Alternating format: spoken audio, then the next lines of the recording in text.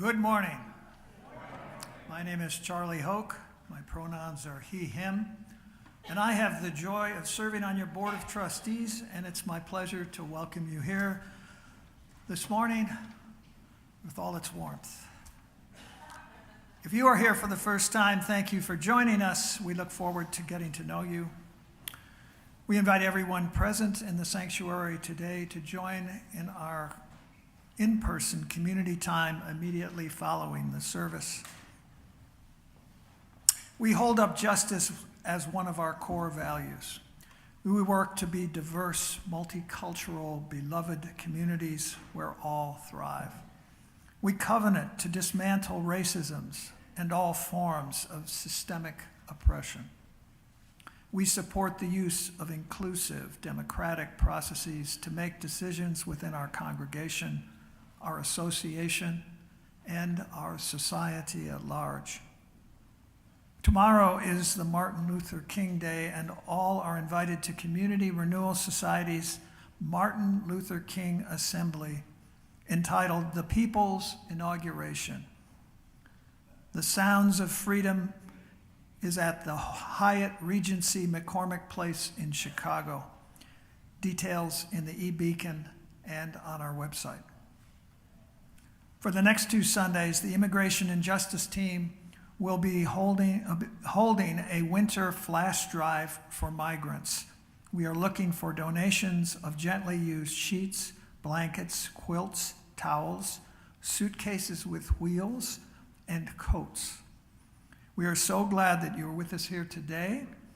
Whether you are here in person or here virtually, we hope you find the service inspiring and meaningful.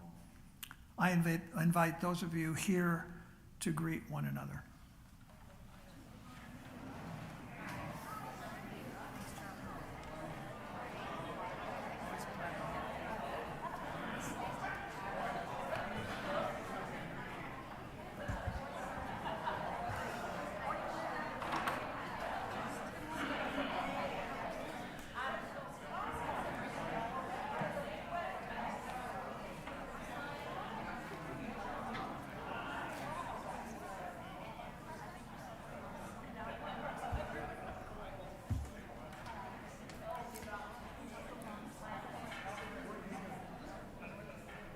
I'm Reverend Emily Gage. My pronouns are she and her. Our chalice lighter today is Isabella. Isabella grew up in this congregation, and her mom sings in the choir, so she's here cheering her mom on.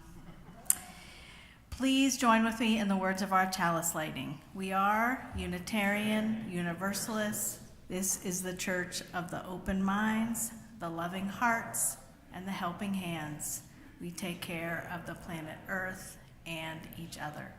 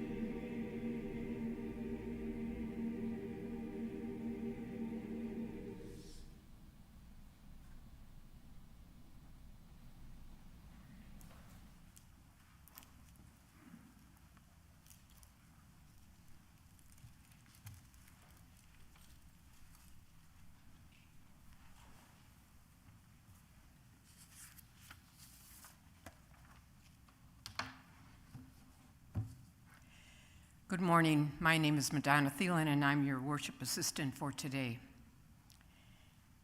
Last Sunday, we remembered significant people who died in 2024. And today, on this Martin Luther King Day, I not only want to remember King, but also Jimmy and Rosalynn Carter. Several years ago, I had the privilege of meeting and talking with Rosalynn Carter. I really don't remember our conversation. What I do remember is the feeling that I had afterwards, that I had been in the presence of a simple, humble angel of peace. This meeting with Rosalynn moved me to deepen my commitment to service and social justice. I returned to my work at Dominican University and started a minor in social justice and international service opportunities for our students there. This work was also inspired by my lifelong hero, Martin Luther King Jr. In 2002, at his Nobel Peace Prize lecture, Jimmy Carter said, "The bond of our common humanity is stronger than the divisiveness of our fears and prejudices.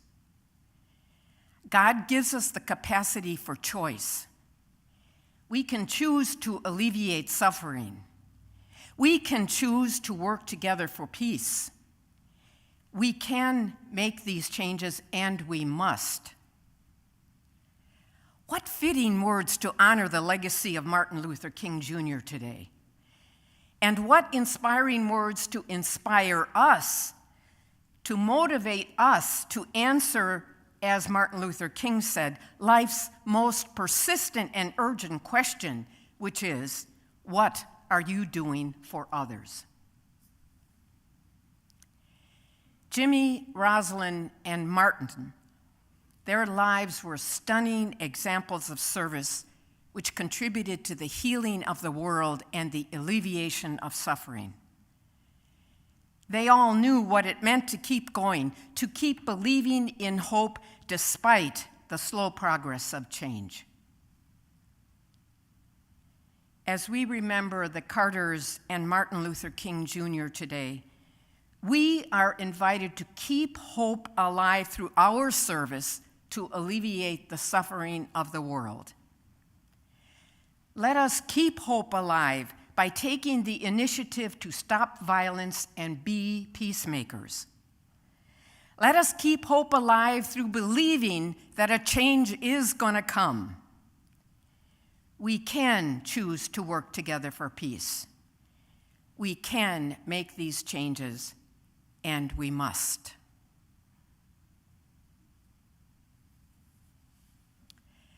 Please rise in body or spirit as you are able and join in the singing of Freedom is Coming, number 1035 in the Teal hymnal.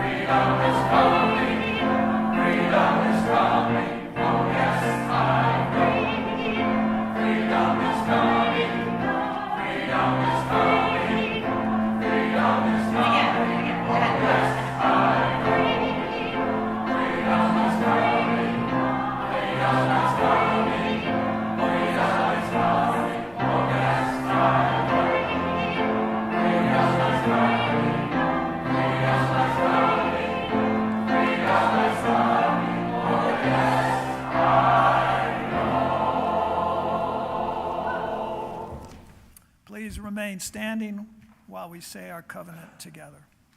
Love is the doctrine of this congregation. The quest for truth is the sacrament, and service is the prayer. To dwell together in peace, to seek knowledge and freedom, to serve humanity and fellowship, to the end that all souls shall grow in harmony with the divine.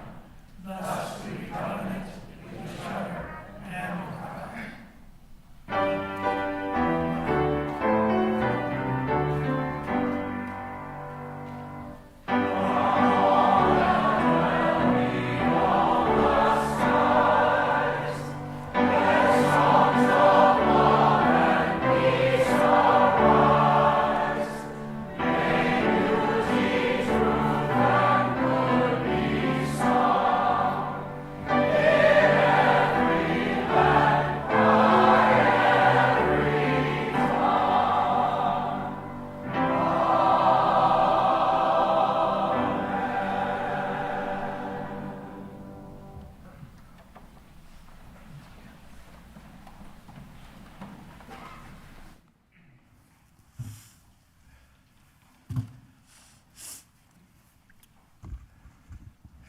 Good morning.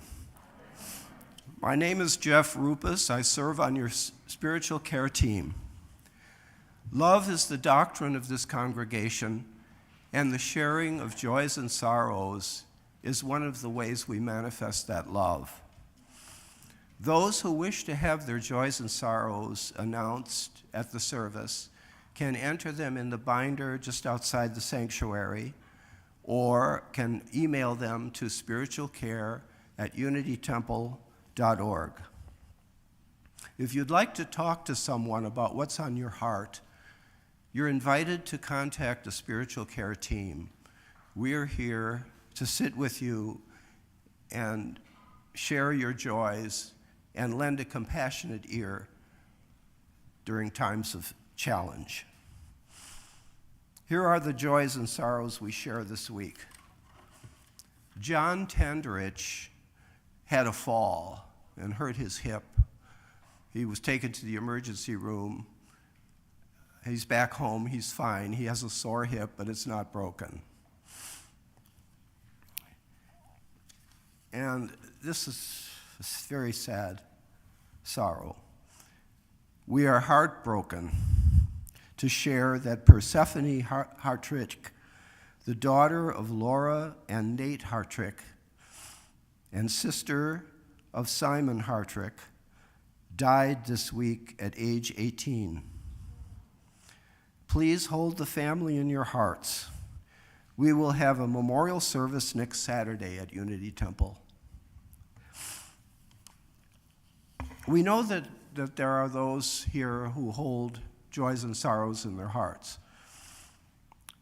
We invite anyone with a joy and sorrow to come to one of the stations around the sanctuary to drop a stone in the bowl of water. We invite you to engage in this ritual in silence. Let's begin.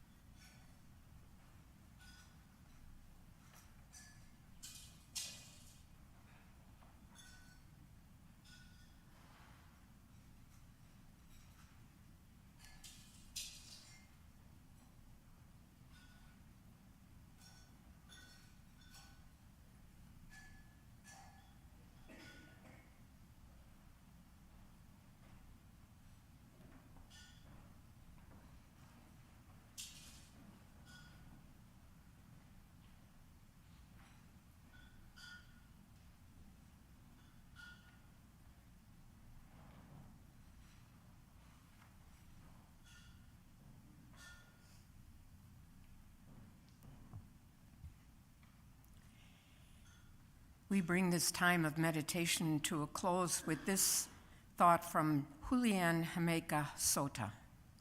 We hold hope close. In this community, we hold hope close.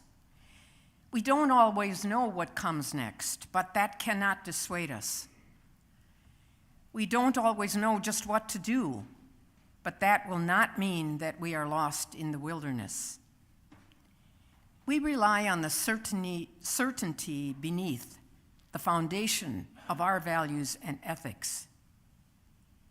We are a people who return to love like a North Star and to the truth that we are better together than we are alone.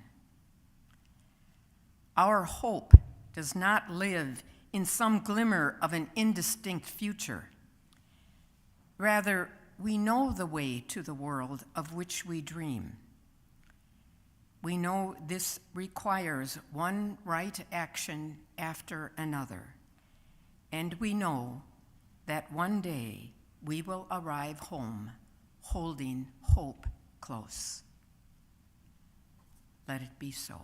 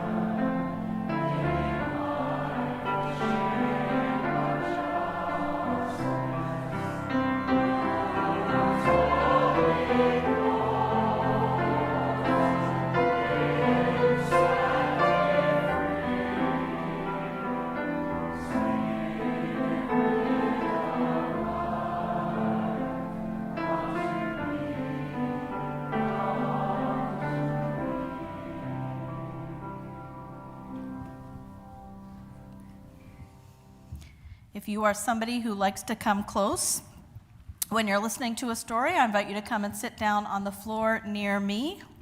I have a book called Love in the Library. It's by Maggie Tokuda Hall. It's a true story that happened about 80-ish years ago. Tama did not like the desert. She brushed the dust from her eyes as she walked to the library. The barbed wire fences and guard towers cast long shadows over her path. She always did her best not to look at the guards. Tama had taken the job in the library because she liked books. She didn't know how to be a librarian, but that didn't matter. In the camps, people did the jobs that needed doing, and that was that. "Good morning, Tama," a voice boomed. It was George. Like every other day, George was waiting at the door for Tama with a stack of books he checked out only the day before. "Good morning, George," Tama replied. He waited for her to unlock the library, and then he followed her inside. Tama and George had been in Minidoka for a year already. She should have graduated college the previous summer, but instead Tama was here. All the Japanese Americans from the West Coast were in prison camps like Minidoka. Elderly people, children, babies. It didn't matter who you were, just what you were, and being Japanese American then was treated like a crime. And though each camp was different, they were all the same, uncomfortable and unjust. In the summer, it was brutally hot. In the winter, it was brutally cold. Rain in the fall and spring left mud around the latrines they all needed to use. Whole families shared single rooms. No one had any privacy. Tama did not know when she would leave Minidoka, if she ever would, but there was nothing to be done about that. So she worked in the library and watched as each day passed her by. Some days, many people would come to the library and borrow something to read. Other days, especially when it snowed, hardly anyone would brave the cold just for a book. But most days were the same. Tama kept her eyes down and tried not to think about the life she used to have. There was a word that described this, Tama knew: constant. Constant questions, constant worries, constant fears. But then there was also George. George and his big smile were constant. And the books were constant company, which was nice. Tama loved books. Caught in their pages were worlds bursting with color and light, love and fairness. Pressed between their covers were words that planted seeds in the garden of Tama's mind. How magical that even in Minidoka, such a small little library could fit so much inside its four walls. Tama kept a word for that too, nestled close to her heart. Miraculous, she whispered. What was that? Asked George. His voice was so big it barely fit in the library. Tama blushed. Then she held up her finger to remind him of the rules. They were in a library, after all. George just went on grinning at her. Tama wanted to smile back. She tried to focus on the things that made her smile. The boys outside, hollering and cheering as they played baseball, the books themselves and the smell of their pages. But she could not make herself smile. She sighed. What's wrong? George asked. Nothing or everything, Tama said. She did not need to tell him what she meant. He knew. Everyone in Minidoka knew. I try not to complain. I know this isn't fair, but I also know there's nothing to be done. I try not to be afraid, but I'm just so. But she could not think of a word that was right. She was scared and sad and comforted, confused and frustrated and lonely and hopeful. Maybe there was no word that fit. Maybe for the first time in her life, there was no single word she could hold in her heart to help her understand. And that thought was so sad to Tama, so upsetting that she felt the hot prickle of her tears behind her eyes. Hey, George said, and for once his voice was small and soft. There's a word for that too, you know. There is? Hope bubbled big and bold in Tama's heart. Human, George said. He smiled his big smile and Tama smiled back. She wiped her eyes. She held the word close to her heart and felt less alone than she had only a moment before. You can't possibly be reading all those books you check out, she said. No, he replied. You see how long they are? I'm only human, you know. So then, why come every day? She laughed.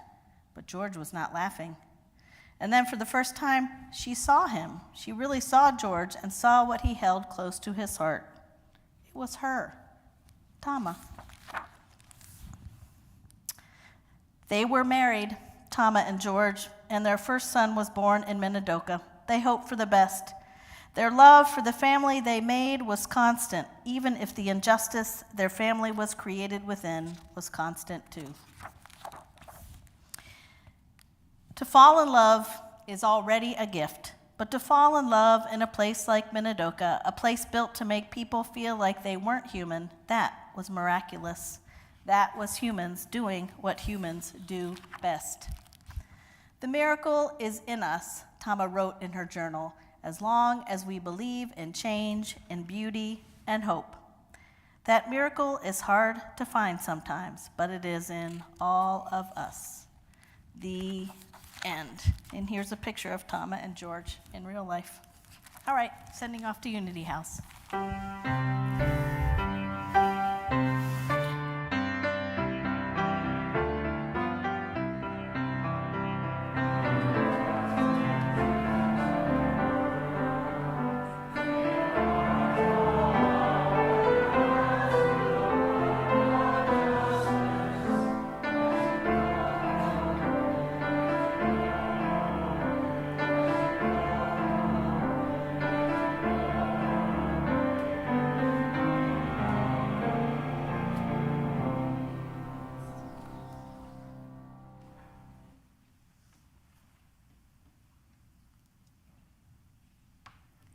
Each week, Unity Temple splits its offering evenly. One half supports the programs and missions of our congregation. This week, the other half supports the Illinois Coalition for Immigrant and Refugee Rights. ICIRR is dedicated to promoting the rights of immigrants and refugees to full and equal participation in the civic, cultural, social, and political life of our diverse society. In the past, they have helped us with advocacy and services for immigrants. They are making a big difference in the lives of immigrants and in our understanding of and standing up for immigrant rights. You can find out more at icirr.org. Directions for giving are in the order of service and on the screen. May we be transformed by our giving, and may the world be transformed by our gifts.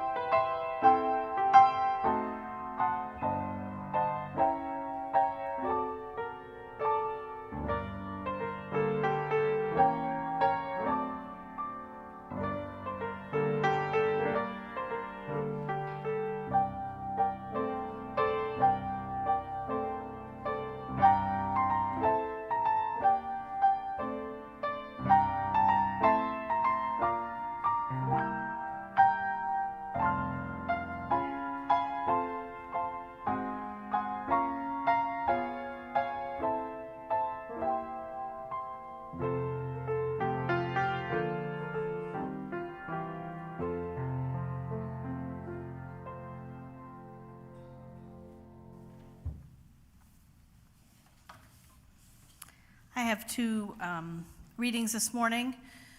The first is The Funeral of Martin Luther King Jr. by Nikki Giovanni. His headstone said, free at last, but death is a slave's freedom. We seek the freedom of free men and the construction of a world where Martin Luther King could have lived and preached nonviolence. And this Hymn for Every Version of You This New Year by Nikita Gill. Be more present for the universes inside you. Make more pilgrimages to the interiors of your own heart. Clear away the smoke, the wreckage that tries to convince you that you do not deserve joy. Tell your friends you love them more often. Tell good people they are needed. Include yourself in that list. When love comes knocking, do not doubt it. Instead, open the door with warmth and let it in.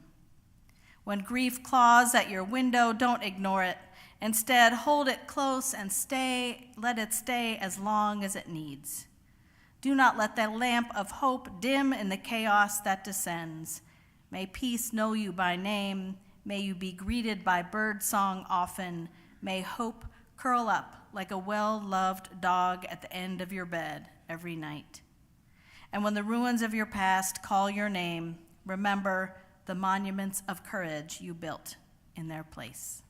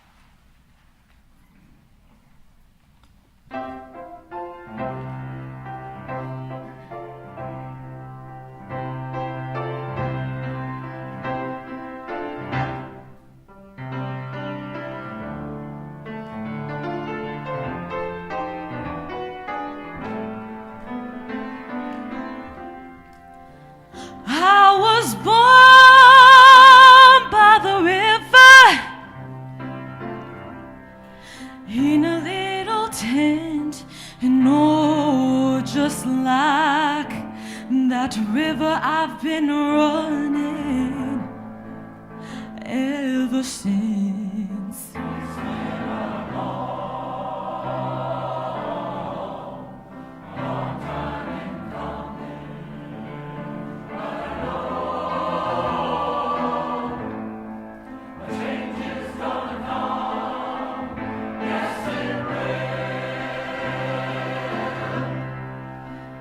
It's been too hard living,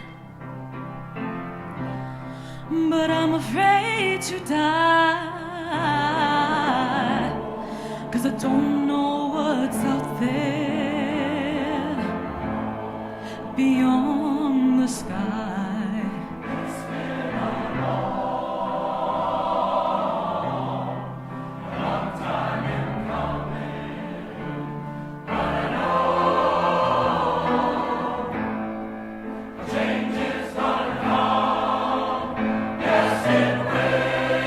Change is gonna come.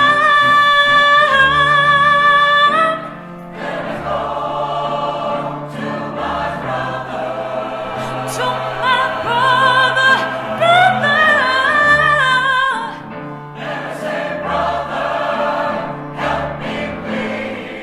Brother, brother, brother, brother, help me, please.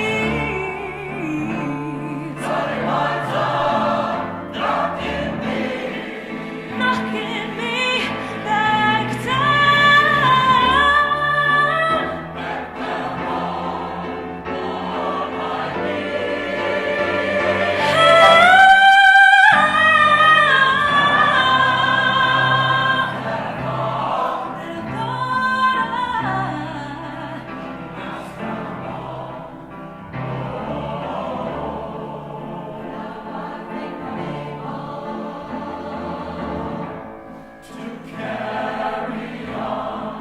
It's been a long time coming. Change is gonna come. Yes, it will. Yes, it will. Change is gonna come. Yes, it will. Change is gonna come. Change is gonna come. Yes, it will. Yes, it will.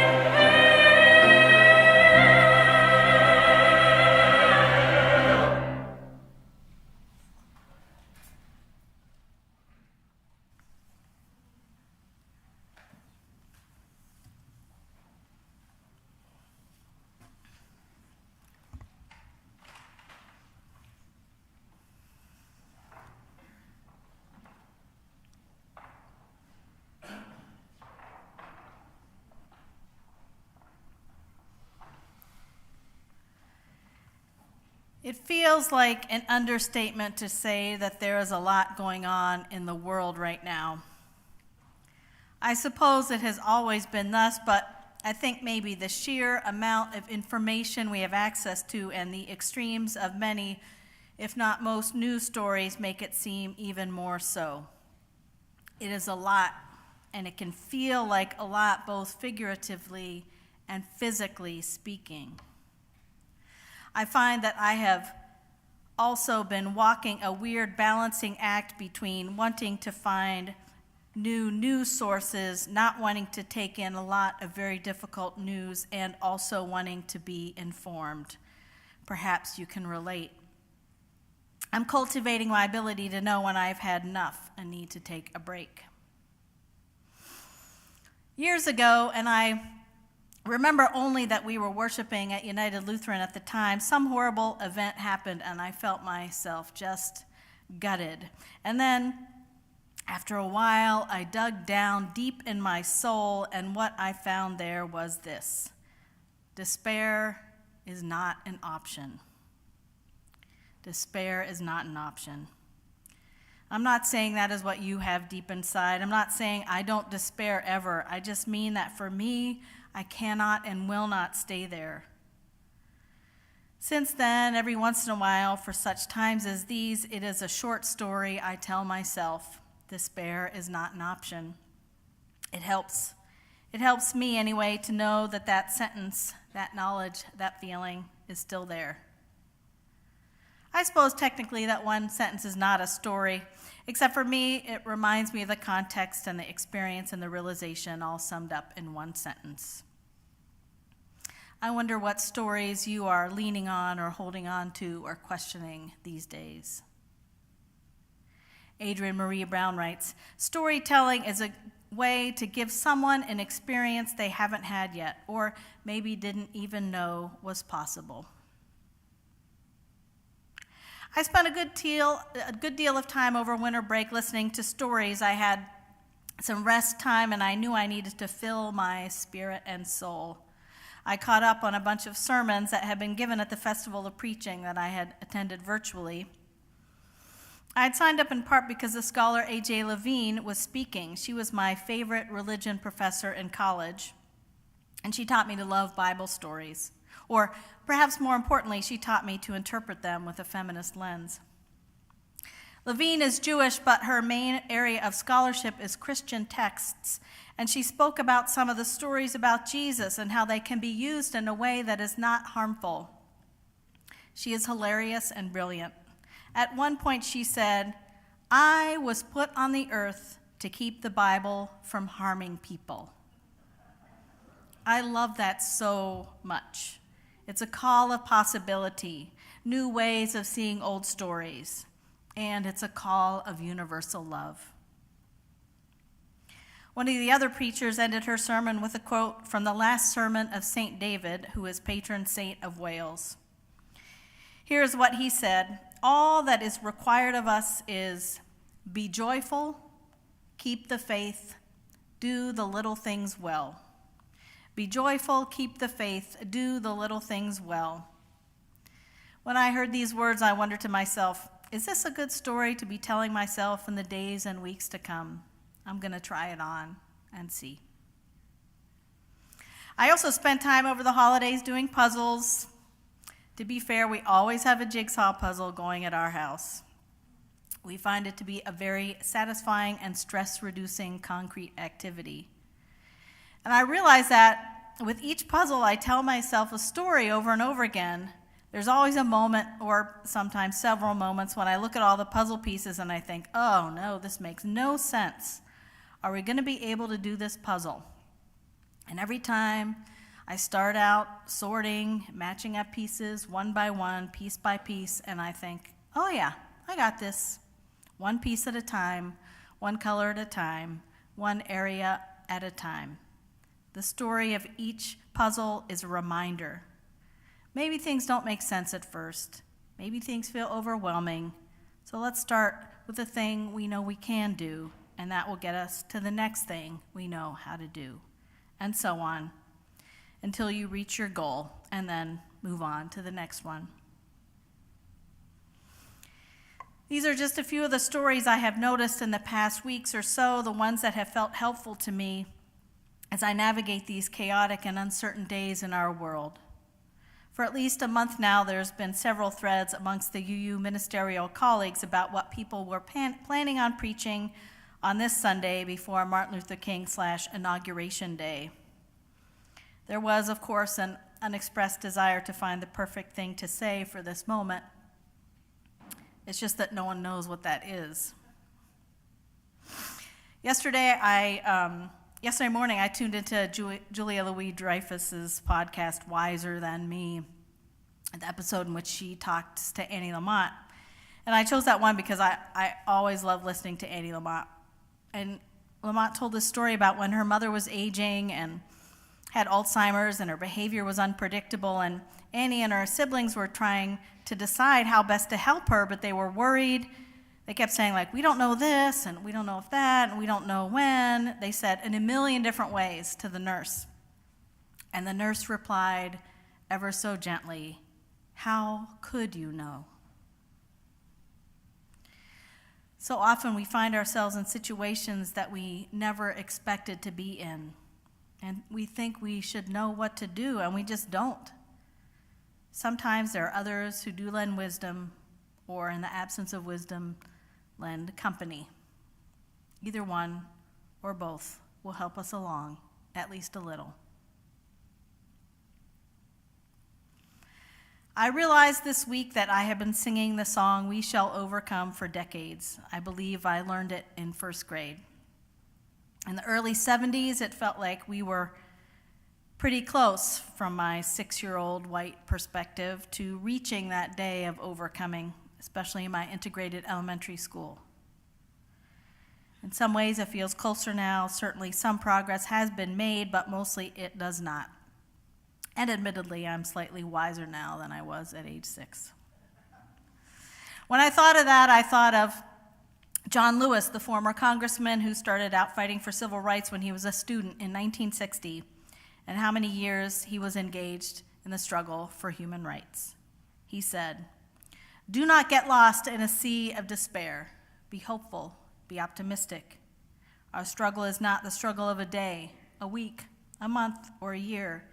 It is the struggle of a lifetime. Never, ever be afraid to make some noise and get in good trouble, necessary trouble."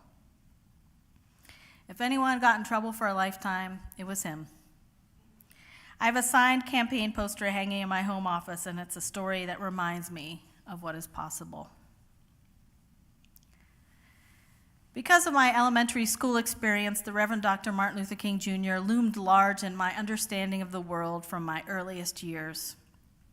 It would be impossible to count the number of projects I created or books I read or speeches I listened to of his. But I find still each year as his birthday rolls around that there are stories I have not yet heard. This one was new to me. Daniel Koch Balfour, who is Oh Happy Danny on Instagram, posted this story about Martin Luther King in November, right after the election. King wrote about a flight that he took across the Atlantic Ocean from New York to London, which took 9 hours. And he found out that the trip from London to New York, the return trip, would take 12 hours. And he asked the pilot about it, who said, "You must understand something about the winds. When we leave New York, the winds are in our favor. We have a strong tailwind. When we return to New York from London, the winds are against us. We have a strong headwind. Don't worry, though, those 4 engines are fully capable of battling the winds, and even though it takes 3 hours longer, we will get to New York." Like any good preacher, King turned this into a metaphor. He later wrote, "There are times when the winds are in our favor.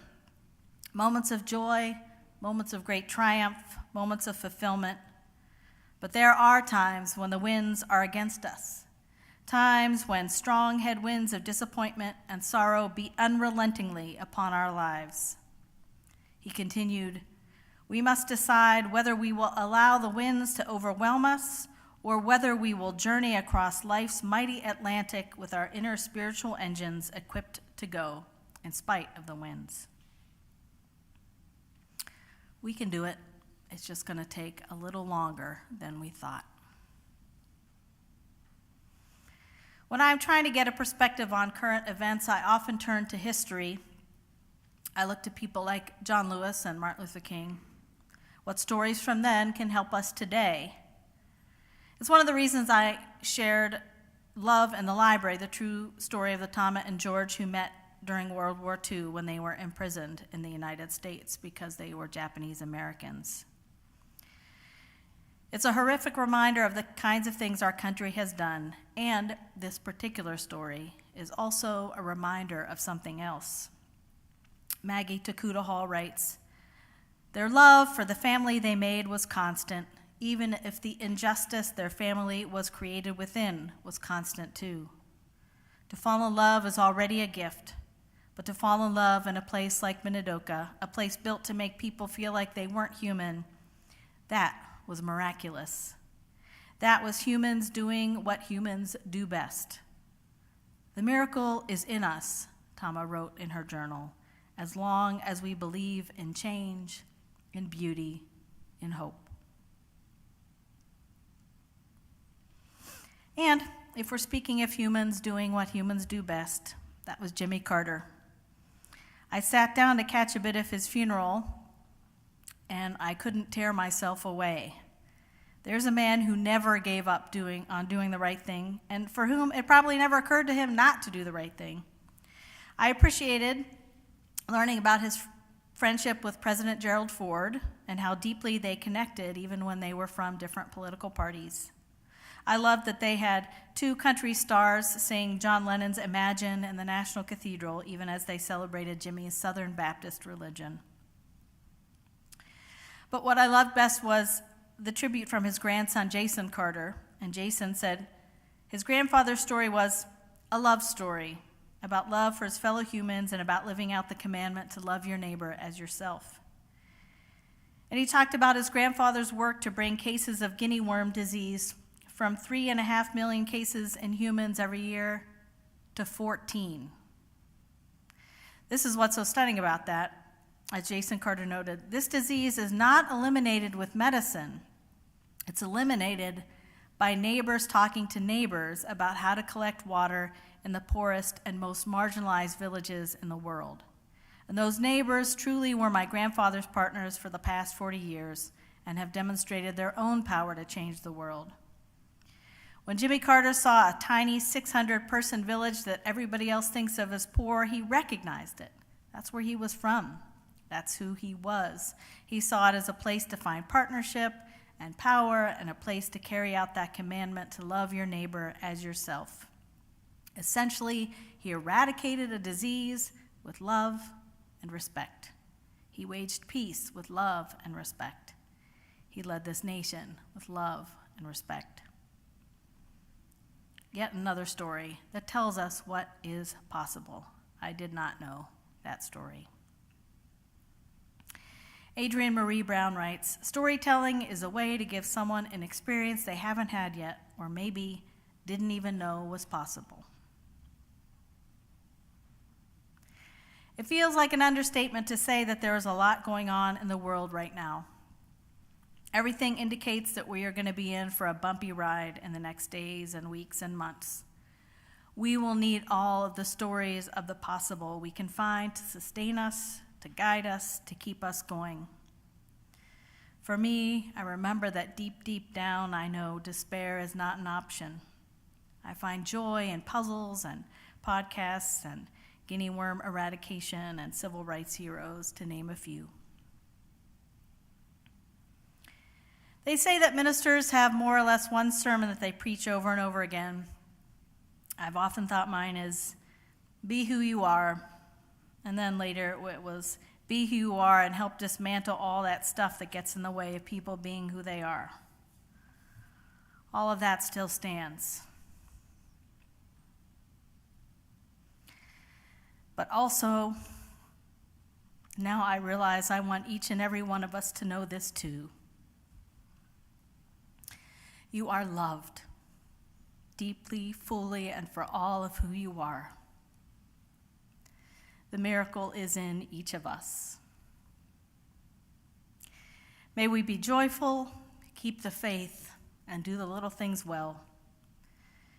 May we make good and necessary trouble. May our lives be a love story for the world and for each other. And so, may it always be.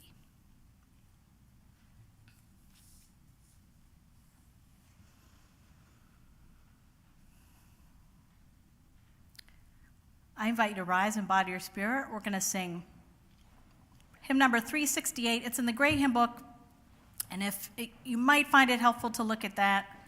There's two different parts that kind of overlap. Whatever you sing, I want you to sing it as loud and as fully as you want to.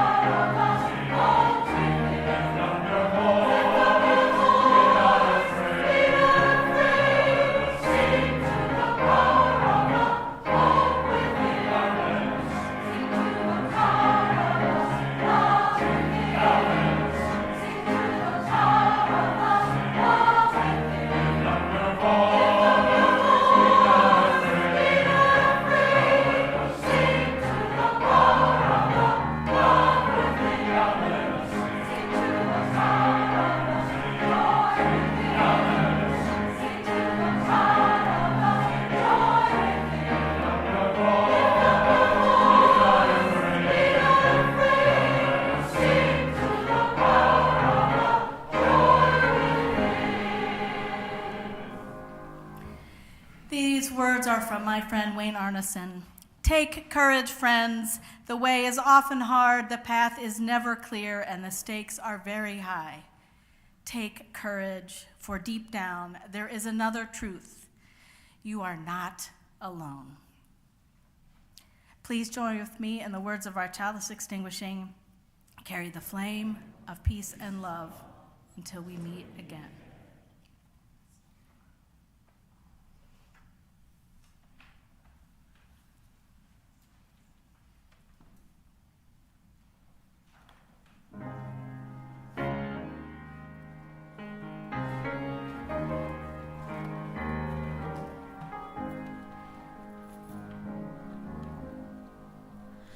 Precious Lord, take my hand.